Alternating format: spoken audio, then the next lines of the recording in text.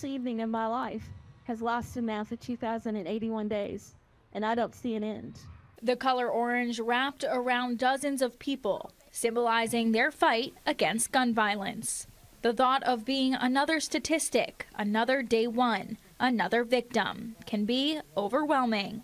Once that trigger's pulled, it's permanent, and you can't bring them back. Nearly 6 years ago, Dina Mullins lost her son, Sean Howard, to gun violence.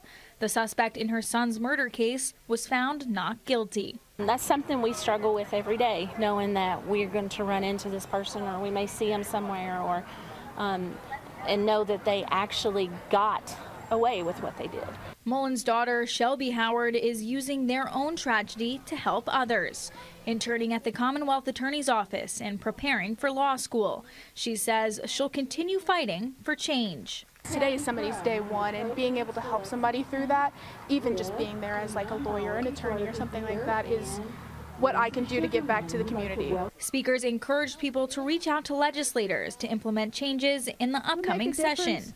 And your voice makes a difference with your elected officials. The community outreach championed by local organizers and survivors is just one way to keep their loved ones' memories alive. And I have to continue, because if I don't continue, the world will forget Sean. And I don't ever want the world to not know who he was.